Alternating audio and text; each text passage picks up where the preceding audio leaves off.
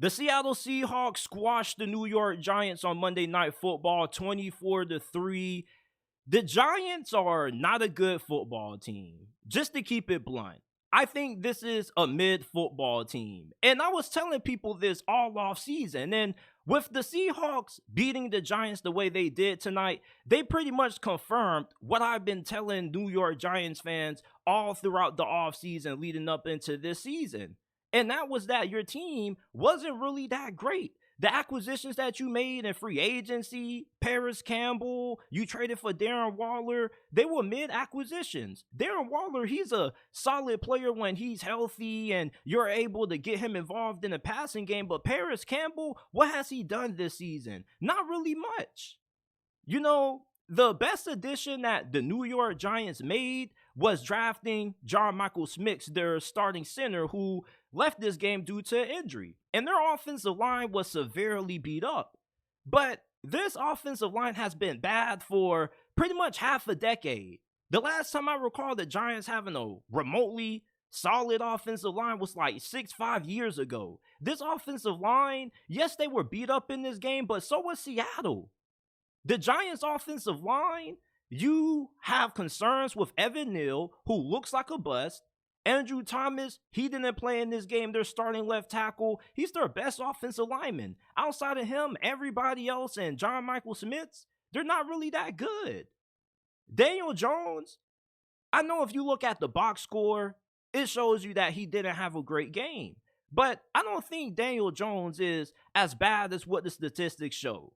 Daniel Jones, when he has a serviceable offensive line, he can do some damage throwing the football, and he throws a really nice deep ball. And what really allowed the New York Giants to have a little bit of an offense in this game was Daniel Jones' legs. Daniel Jones, I know you look at him and you look at how much he's getting paid and you say he sucks, and I agree with that. But I don't think he's the whole entire reason for why the New York Giants are 1-3 right now. This team is just mid, and they're going up against great teams. They got smacked by the Cowboys. You know, they got smacked tonight against the Seattle Seahawks. When they're going up against some of the best teams in the league, it's a mismatch. And Giants fans were screaming all off season, oh, we got so better. Compared to everybody else in the division, you didn't really get that better. The Commanders got better. Philadelphia still is kind of the same team. The Dallas Cowboys got better when they traded for Stephon Gilmore and brought in Brandon Cooks. And even though Stephon Gilmore, he's healthy, but Trayvon Diggs is injured, they still have a way better roster than you. The New York Giants, with how difficult their schedule is, they're not going to make it to the postseason. And they probably won't have a winning record this year. And I think that a lot of people were too quick to anoint Brian Daboll as this next great coach in the league. Matt Nagy had a fantastic year one with the Chicago Bears. And after that, it seemed like the Bears got worse every single season he was the head coach. Brian Daboll, I'm not saying he's the next Matt Nagy because he still has some really good play calling, but I think the Giants really need to go out and try to get some big names on this team. They're lacking star power. Outside of Saquon Barkley, who else is a star in this offense? When you look at the other teams in this division, the Washington Commanders got Terry McLaurin, Curtis Samuel, Jahan Dotson. They got a really good group of wide receivers. They got some really good running backs, and they got a lot of talent on defense. The Philadelphia Eagles have Devontae Smith, A.J. Brown, Dallas Cowboys, Brandon Cooks, CeeDee Lamb, Tony Pollard. You know, they got superstars. They got elite players at their positions. And the Eagles and the Dallas Cowboys both have two of the best offensive lines in the NFL. You see, when I look at the Seattle Seahawks, I see a team that is one of the deepest in the NFL.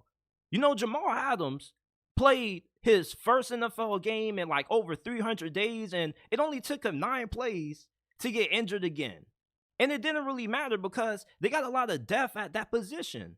The Seattle Seahawks' young talent tonight really flashed, and this is a large reason why I have the Seattle Seahawks making it to the Super Bowl this year.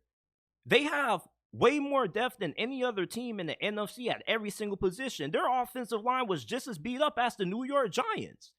So if you're a Giants fan trying to make up excuses, there are none. Seattle was down multiple starters just as much as you were.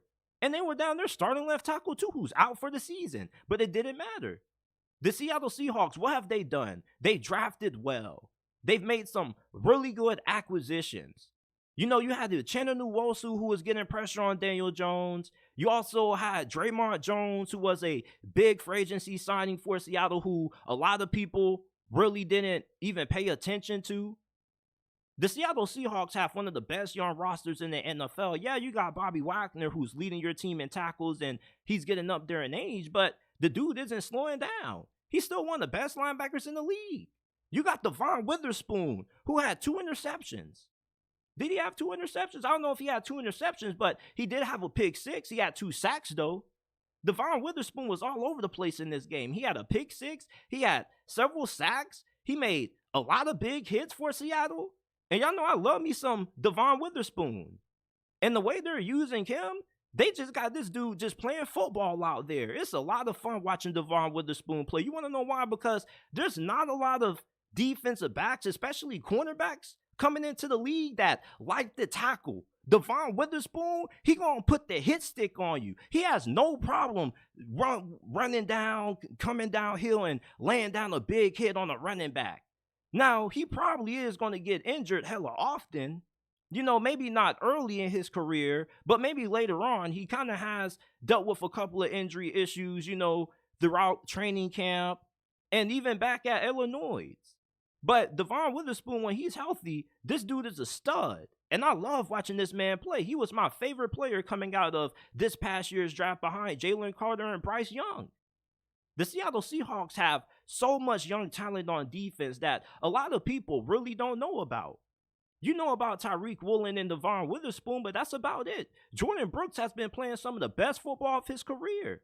Uchenna Nwosu, he's been really big for them. Darrell Taylor, Boye Mafe. You didn't really get to see him much because he's more of a rotational guy. But I'm glad that the Seahawks got a chance to play on national television in front of a national audience, because I want you guys to really look at Seattle's roster top to bottom and look at all of the young pieces that they have. And even if they don't make it to the Super Bowl this year, they should at least be in the Super Bowl picture within the next 2-3 years when all that young talent starts to really develop and get into their prime years. And plus, Seattle hasn't missed in the draft. Their last 2 drafts have been outstanding. Everybody is producing. Kenneth Walker. Did you see Zach Charbonnet? Zach Charbonnet was going off in this game. And he was a 2nd-round pick just like Kenneth Walker. JSN. You know, it's taken him a while to get into the swing of things, but I can kind of understand why he's not getting a lot of action, because you got Tyler Lockett and DK Metcalf lining up outside of him. And we forget about Noah Fent, who had like a big 50-something yard reception. Geno Smith, when he got injured, I was a little concerned. But I trust that even if he wasn't able to play, they still will be in good hands with Drew Lock. This is a really good roster with a lot of depth. They may be young. They may not have the top-end talent that the Cowboys and the 49ers do. But by the time we get to the playoffs, the Seattle Seahawks are going to be better suited for a deep playoff run compared to other teams because they just have so much depth. Football is about being able to make it through the season and being able to have guys who can produce, because everybody's going to get injured eventually.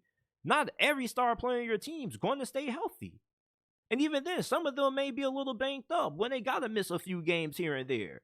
Come playoff time, it's called survival of the fittest. You need guys who can just step up when a star player goes down at any moment, and that's what the Seahawks have. The Giants, on the other hand, they have a mid-roster. I don't think this is a bad team, and they are 1-3 right now, but I think they can turn their season around a little bit. They are a team that's capable of pulling off an upset or two when Saquon Barkley comes back. But overall, this isn't going to be any more than an 8-win team at best. They're mid. That's the only way I can put it about this roster. You have no elite receivers. I do like Jalen Hyatt. I do want to see more of him, but he's just an elite deep threat. And outside of that, there's not really a lot of ways you can get him involved in the offense if Daniel Jones doesn't have time to throw the deep ball. And New York, the only way this offense is really going to get rolling is if they can get this offensive line playing better. They're playing against some really good teams. The best teams in the NFC all have great defensive lines. And their schedule isn't going to get any easier. And their offensive line isn't looking any better, especially if JMS isn't able to play for the next couple of matchups. So my biggest takeaways from this game is that the Seattle Seahawks, they're making a statement. They're 3-1. And the 49er faithful out there that make it seem like the NFC West is on lock, y'all better watch out for the Seahawks. And y'all get mad when I say it, but I'm going to keep saying it. Like, the Seattle Seahawks are just as good as the San Francisco 49ers. They got a lot of depth. And they got a good amount of top-end talent themselves. You signed Javon Hargrave, they signed Draymond Jones. Draymond Jones is one of the most underrated defensive tackles in the NFL. You want to know why? Because he can get after the quarterback. If you got a defensive tackle that can give you 6.5 sacks or more per season, he's really good. It's really hard to find elite productive defensive tackles that can get pressure on the quarterback consistently. That's why they're in such high demand. Why do you think Jalen Carter got drafted in the top 10, despite the personal issues or the character concerns? The Seattle Seahawks, y'all really need to start looking at this team as a Super Bowl contender. Really look into this roster because they got a lot of talent and they got a lot of depth. It doesn't matter how many injuries they have. They're going to be able to overcome them because they drafted well and they got a lot of good free agency acquisitions. Like, look at their backup offensive line and how they played in this game versus how the backup offensive line of the Giants played. Now, for the New York Giants, you're mid. You're not bad, but you're not good neither. You're a mid team, and you're going up against some of the best teams in the NFL. And, you know, there's a saying that goes, you're not always what your record says you are. And for the New York Giants, I don't think they're one of the worst teams in the NFL. They're 1-3. Which would tell you at least right now they are, but I think if even they were healthy, I think that they probably still would lose by a considerable margin to some of the top end teams in the NFC. But when they start playing some of the mid teams and they're able to get a break in their schedule later on in the season, I think they're going to start being able to pull off a couple of wins. Like, I really can't wait for them to play the Washington Commanders. I really want to see how they hold up against the Washington Commanders. That's really going to be the game that kind of puts the nail in the coffin for me in terms of if I believe that this team can turn it around and maybe sneak into the postseason as a 7 seed, or if they just aren't really that great.